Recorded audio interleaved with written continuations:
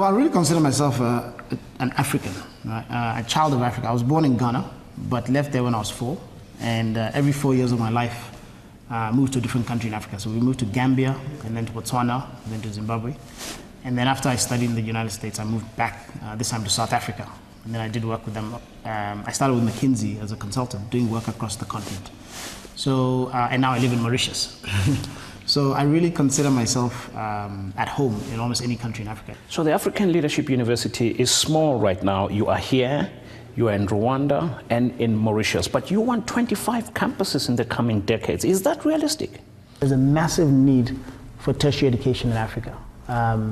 Nigeria graduates about 1.7 million students from high school, and universities can only take 400,000 of them.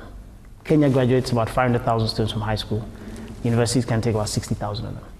So there's a massive, massive need for tertiary institutions to meet this demand, and Africa's youth population is growing at the fastest rate in the world. There's 200 million young people between the ages of 15 and 24. So there's a big, big need. We cannot do this at a small scale. It has to be at big scale to really make any difference. And so our vision is to build a network of universities that will ultimately train 3 million leaders for Africa over the next 50 years. India, for example, where I used to live many years ago, they are building pretty much 24%. Here we're at, what, 8%? 8%, yeah. The tertiary enrollment rate in India is about 24%. It's actually 26%. And in Africa it's about 8%.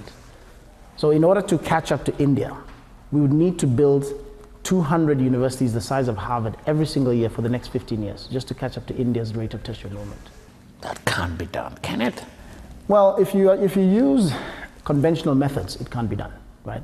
But if you use unconventional methods, then yes, it can be done, just like what happened with the mobile phone. We have the opportunity to do something similar in Africa with education by reinventing what tertiary education looks like. So we developed a model that is not focused and centered on faculty, but it's centered on students. Because we had to build a model around a resource that was abundant, not one that was scarce. So where will the money come from? Traditionally, when higher education has been made accessible in most countries, there have been 4 methods. One is government. In Africa, governments are cash-strapped. The second is, families. Most families in Africa can't afford their education. The third is, private philanthropy, and there's only so much that you can raise from donors. And the fourth method that's typically been used is banks, private financial institutions, giving student loans and things like that. Interest rates in Africa are 30 to 40%. And most banks will not give financing to students. So we've created a finance company called African Leadership Finance Corporation, which raises money from investors. And then that company finances the students' education. But when the students graduate, it's not a loan, which has interest and so forth, but rather the students pay back a fixed percentage of their income back to the investors in that company. So it's a way you're paying it forward, and you're letting the graduates be the ones to educate the next generation of graduates. So tell me about this youth empowerment and your big plan about how the encatchment and the retainment of the talent is going to work.